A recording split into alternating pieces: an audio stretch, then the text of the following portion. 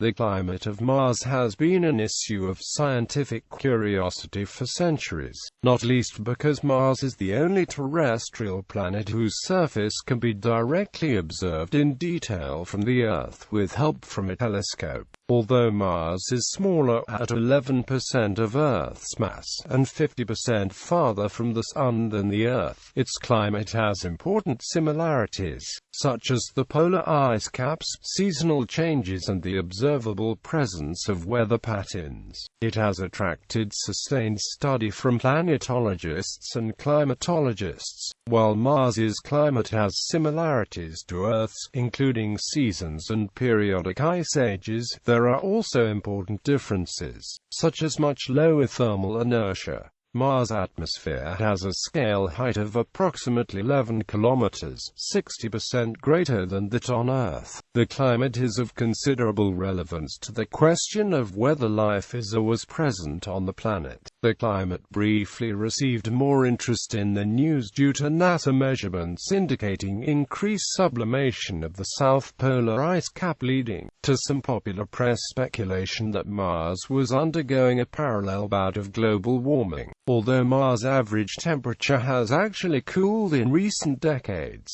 Mars has been studied by Earth-based instruments since as early as the 17th century, but it is only since the exploration of Mars began in the mid-1960s that close-range observation has been possible. Flyby and orbital spacecraft have provided data from above, while direct measurements of atmospheric conditions have been provided by a number of landers and rovers. Advanced Earth orbital instruments today continue to provide some useful big-picture observations of relatively large weather phenomena. The first Martian flyby mission was Mariner 4, which arrived in 1965. That quick two-day pass was limited and crude in terms of its contribution to the state of knowledge of Martian climate. Later Mariner missions filled in some of the gaps in basic climate information. Data-based climate studies started in earnest with the Viking program in 1975 and continues with such probes as the Mars Reconnaissance Orbiter. This observational work has been complemented by a type of scientific computer simulation called the Mars General Circulation Model. Several different iterations of MGCM have led to an increased understanding of Mars as well as the limits of such models. Historical climate observations. Giacomo Maraldi determined in 1704 that the southern cap is not centered on the rotational pole of Mars. During the opposition of 1719, Maraldi observed both polar caps and temporal variability in their extent. William Herschel was the first to deduce the low density of the Martian atmosphere in his 1784 paper entitled On the Remarkable Appearances at the Polar Regions on the planet Mars, the inclination of its axis, the position of its poles, and its spheroidal figure, with a few hints relating to its real diameter and atmosphere. When two faint stars passed close to Mars with no effect on the brightness, Herschel correctly concluded that this meant that there was little atmosphere around Mars to interfere with the light. Honor Florgag's 1809 discovery of yellow clouds on the surface of Mars is the first known observation of Martian dust storms. Florgag's also observed in 1813 significant polar ice waning during Martian springtime. His speculation that this meant that Mars was warmer than Earth proved inaccurate. Martian paleoclimatology. There are two dating systems now in use for Martian geological time. One is based on crater density and has three ages: Noachian, Hesperian, and Amazonian. The other is a mineralogical timeline, also having three ages: Philocian, Theochian, and Siderichian. Recent observations and modeling are producing information not only about the present climate and atmospheric conditions on Mars but also about its past. The Noachian-era Martian atmosphere had long been theorized to be carbon dioxide-rich. Recent spectral observations of deposits of clay minerals on Mars and modeling of clay mineral formation conditions have found that there is little to no carbonate present in clay of that era. Clay formation in a carbon dioxide-rich environment is always accompanied by carbonate formation, although the carbonate may later be dissolved by volcanic acidity. The discovery of water-formed minerals on Mars, including hematite and jarosite by the Opportunity rover and goethite by the Spirit rover, has led to the conclusion that climatic conditions in the distant past allowed for free-flowing water on Mars. The morphology of some crater impacts on Mars indicate that the ground was wet at the time of impact. Geomorphic observations of both landscape erosion rates and Martian valley networks also strongly imply warmer, wetter conditions on Noachian-era Mars. However, chemical analysis of Martian meteorite samples suggests that the ambient near-surface temperature of Mars has most likely been below 0 degrees Celsius for the last 4 billion years. Some scientists maintain that the great mass of the Tharsis volcanoes has had a major influence on the climate of Mars. Erupting volcanoes give off great amounts of gas, mainly water vapor and CO2.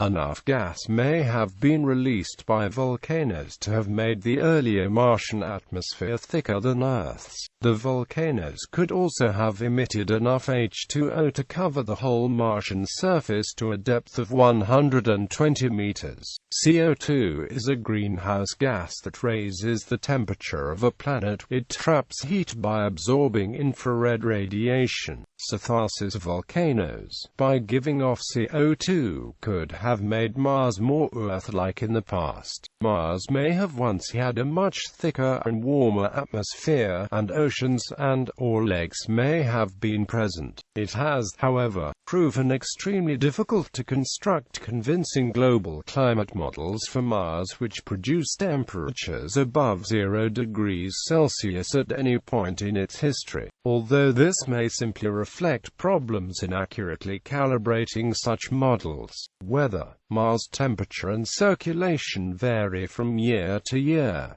Mars lacks oceans, a source of much interannual variation on Earth. Mars orbiter camera data beginning in March 1999 and covering 2.5 Martian years show that Martian weather tends to be more repeatable and hence more predictable than that of Earth. If an event occurs at a particular time of year in 1 year, the available data indicate that it is fairly likely to repeat the next year at nearly the same location, give or take a week. On September 29, 2008, the Phoenix lander took pictures of snow falling from clouds 4.5 kilometers above its landing site near Heimdall crater. The precipitation vaporized before reaching the ground, a phenomenon called Virga clouds. Mars dust storms can kick up fine particles in the atmosphere around which clouds can form. These clouds can form very high up to 100 kilometers above the planet. The clouds are very faint and can only be seen reflecting sunlight against the darkness of the night sky. In that respect, they look similar to the mesospheric clouds, also known as noctilucent clouds on Earth, which occur about 80 kilometers above our planet. Temperature measurements of Martian temperature predate the space age. Quote, however, early instrumentation and techniques of radio astronomy produced crude, differing results. Early flyby probes and later orbiters used radio occultation to perform aeronomy, with chemical composition already deduced from spectroscopy. Temperature and pressure could then be derived. Nevertheless, flyby occultations can only measure properties along two transects, at the trajectories entries and exits from Mars disk as seen from Earth. This results in weather snapshots at a particular area at a particular time. Orbiters then increase the number of radio transects. Later missions, starting with the dual Mariner 6 and 7 flybys, plus the Soviet Mars 2 and 3, carried infrared detectors to measure radiant energy. Mariner 9 was the first to place an infrared radiometer and spectrometer in Mars orbit in 1971, along with its other instruments and radio transmitter. Viking 1 and 2 followed, with not merely infrared thermal mappers. The missions could also corroborate these remote sensing datasets with not only their in-situ lander metrology booms, but with higher altitude temperature and pressure sensors for the descent. Differing in-situ values have been reported for the average temperature on Mars, with a common value being -55 degrees Celsius. Surface temperatures may reach a high of about 20 degrees Celsius at noon at the equator, and a low of about -153 degrees Celsius at the poles. Actual temperature measurements at the Viking lander's site range from -17.2 degrees Celsius to -107 degrees Celsius. The warmest soil temperature estimated by the Viking orbiter was 27 degrees Celsius. The Spirit rover recorded a maximum daytime air temperature in the shade of 35 degrees Celsius, and regularly recorded temperatures well above 0 degrees Celsius. Except in winter, it has been reported that, on the basis of the nighttime air temperature data, every northern spring and early northern summer yet observed were identical to within the level of experimental error, but that the daytime data, however, suggest a somewhat different story, with temperatures varying from year to year by up to 6 degrees Celsius in this season. This day-night discrepancy is unexpected and not understood. In southern spring and summer, variance is dominated by dust storms, which increase the value of the night low temperature and decrease the daytime peak temperature. This results in a small decrease in average surface temperature and a moderate increase in upper atmosphere temperature. Before and after the Viking missions, newer, more advanced Martian temperatures were determined from Earth via microwave spectroscopy. As the microwave beam of under 1 arc-minute is larger than the disk of the planet, the results are global averages. Later, the Mars Global Surveyor's Thermal Emission Spectrometer and, to a lesser extent, 2001 Mars Odyssey's Themis could not merely reproduce infrared measurements but intercompare lander, rover, and Earth microwave data. The Mars Reconnaissance Orbiter's Mars Climate Sounder can similarly derive atmospheric profiles. The datasets suggest generally colder atmospheric temperatures and lower dust loading in recent decades on Mars than during the Viking mission. Although Viking data had previously been revised downward, the TES data indicates much colder global atmospheric temperatures were observed during the 1997 versus 1977 perihelion periods, and that the global aphelion atmosphere of Mars is colder, less dusty, and cloudier than indicated by the established Viking climatology. Again, taking into account the Wilson and Richardson revisions to Viking data, a later comparison, while admitting it is the microwave record of air temperatures which is the most representative, attempted to merge the discontinuous spacecraft record.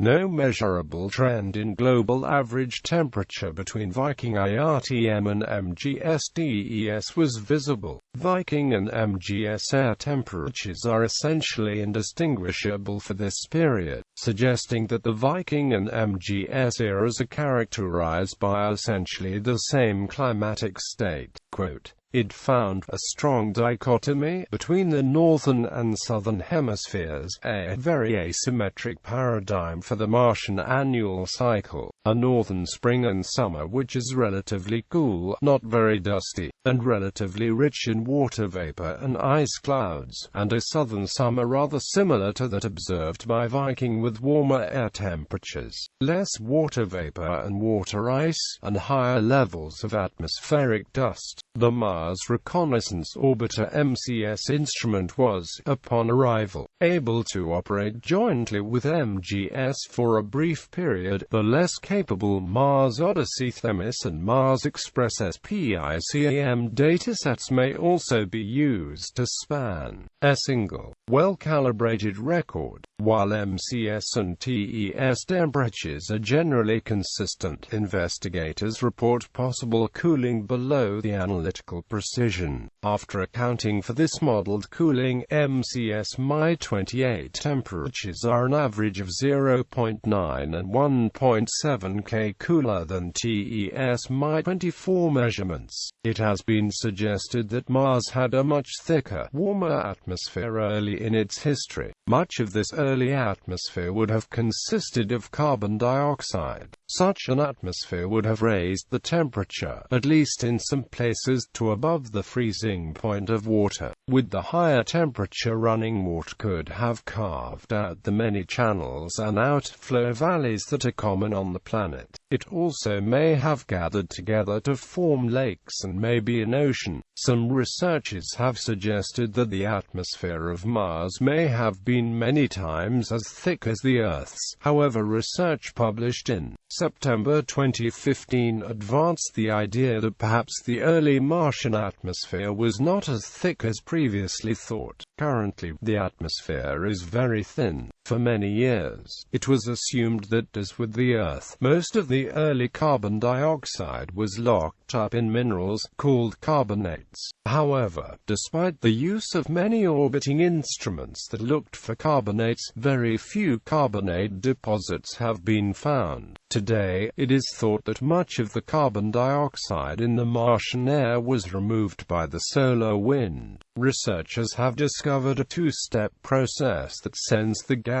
into space. Ultraviolet light from the sun could strike a carbon dioxide molecule, breaking it into carbon monoxide and oxygen. A second photon of ultraviolet light could subsequently break the carbon monoxide into oxygen and carbon, which would get enough energy to escape the planet. In this process, the light isotope of carbon would be most likely to leave the atmosphere. Hence, the carbon dioxide left in the atmosphere would be enriched with the heavy isotope. This higher level of the heavy isotope is what was recently found by the Curiosity rover that sits on the surface of Mars. Atmospheric properties and processes. Low atmospheric pressure. The Martian atmosphere is composed mainly of carbon dioxide and has a mean surface pressure of about 600 pascals, much lower than the Earth's 101,000 pascals. One effect of this is that Mars' atmosphere can react much more quickly to a given energy input than that of Earth's atmosphere. As a consequence, Mars is subject to strong thermal tides produced by solar heating rather than gravitational influence. These tides can be significant, being up to 10% of the total atmospheric pressure. Earth's atmosphere experiences similar diurnal and semi-diurnal tides, but their effect is less noticeable because of Earth's much greater atmospheric mass. Although the temperature on Mars can reach above freezing, liquid water is unstable over much of the planet. As the atmospheric pressure is below water's triple point and water ice sublimes into water vapor. Exceptions to this are the low-lying areas of the planet, most notably in the Hellas Planitia impact basin, the largest such crater on Mars. It is so deep that the atmospheric pressure at the bottom reaches 1,155 pascals, which is above the triple point. So if the temperature exceeded 0 degrees Celsius, liquid water could exist there. Wind. The surface of Mars has a very low thermal inertia, which means it heats quickly when the sun shines on it. Typical daily temperature swings away from the polar regions are around 100 K. On Earth, winds often develop in areas where thermal inertia changes suddenly, such as from sea to land. There are no seas on Mars, but there are areas where the thermal inertia of the soil changes, leading to morning and evening winds akin to the sea breezes on Earth. The Antares Project, Mars Small-Scale Weather, has recently identified some minor weaknesses in current global climate models due to the GCM's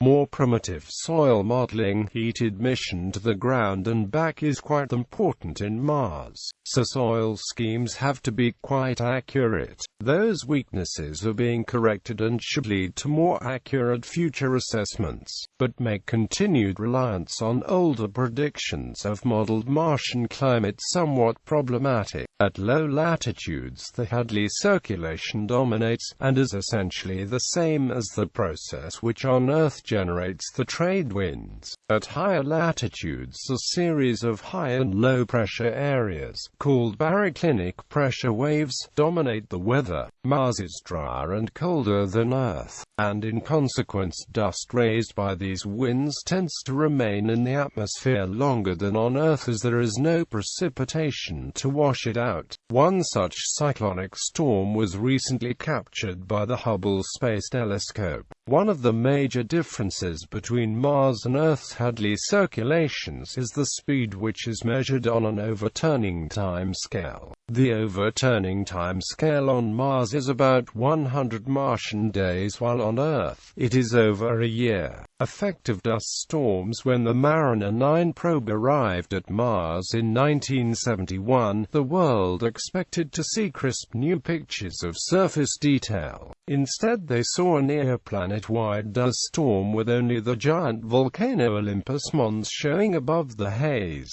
The storm lasted for a month, an occurrence scientists have since learned is quite common on Mars. As observed by the Viking spacecraft from the surface, during a global dust storm, the diurnal temperature range narrowed sharply, from 50 degrees to only about 10 degrees, and the wind speeds picked up considerably. Indeed, within only an hour of the storm's arrival they had increased to 17 meters per second, with gusts up to 26 meters per second. Nevertheless, no actual transport of material was observed at either site, only a gradual brightening and loss of contrast of the surface material as dust settled onto it. On June 26, 2001, the Hubble Space Telescope spotted a dust storm brewing in Hellas Basin on Mars. A day later, the storm exploded and became a global event. Orbital measurements showed that this dust storm reduced the average temperature of the surface and raised the temperature of the atmosphere of Mars by 30 degrees Celsius.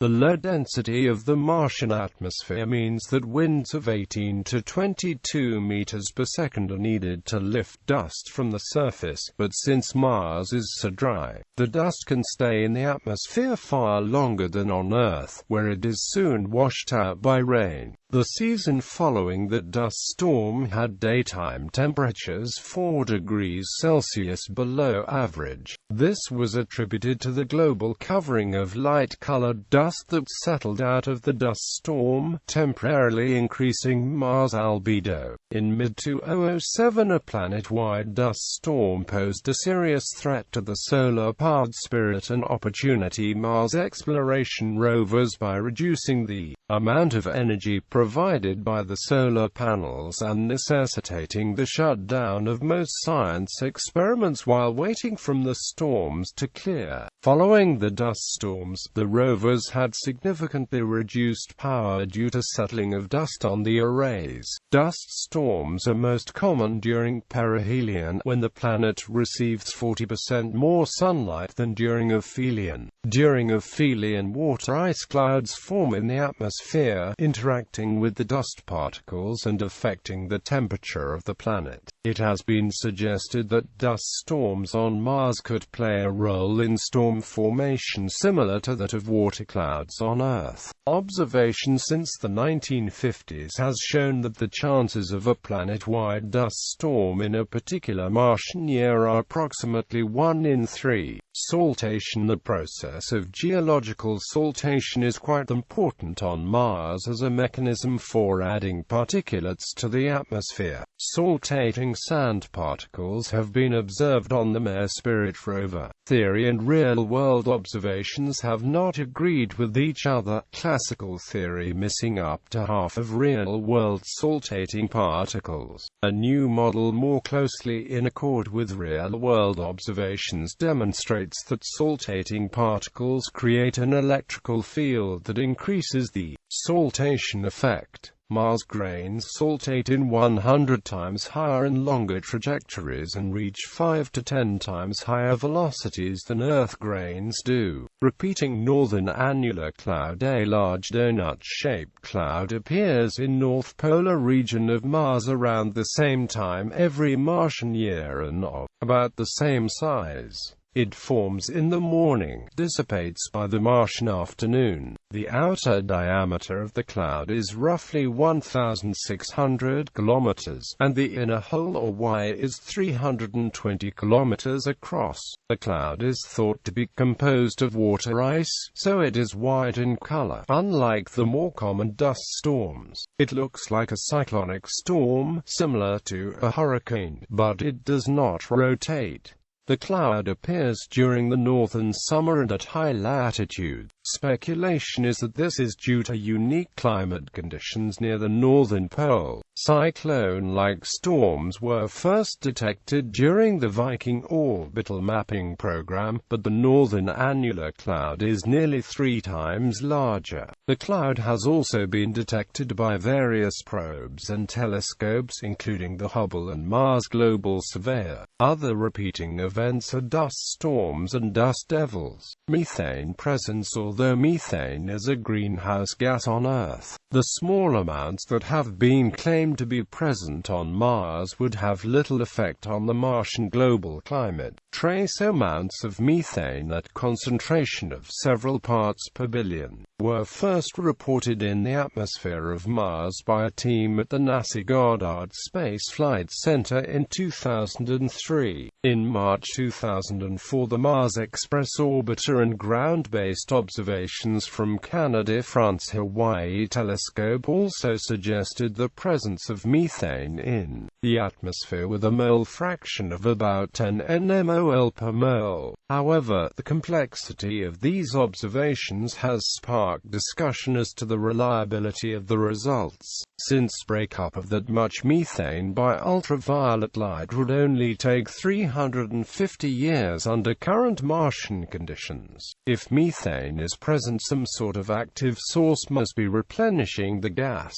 Clathrate hydrates, or water rock reactions could be possible geological sources of methane, but there is presently no consensus on the source or existence of Martian methane. The Curiosity rover landed on Mars in August 2012. It is able to make precise abundance measurements and also distinguish between different isotopologues of methane. The first measurements with the tunable laser spectrometer indicate that there is less than 5 ppb of methane at the landing site. On September 19, 2013, NASA scientists used further measurements from Curiosity to report a non-detection of atmospheric methane with a measured value of 6,999,180,000,000 spadesuit 0.18 plus or minus 0.67 ppbv, corresponding to an upper limit of 1.3 ppbv. On the 16th of December 2014, NASA reported the Curiosity rover detected a 10-fold spike, likely localized, in the amount of methane in the Martian atmosphere. Sample measurements taken a dozen times over 20 months showed increases in late 2013 and early 2014. averaging 7 parts of methane per billion in the atmosphere. Before and after that, readings averaged around 1/10 that level. The Indian Mars Orbiter mission, launched in November 5, 2013, will attempt to detect and map the sources of methane, if they exist. The ExoMars Trace Gas Orbiter, planned to launch in 2016, would further study the methane, as well as its decomposition products such as formaldehyde and methanol.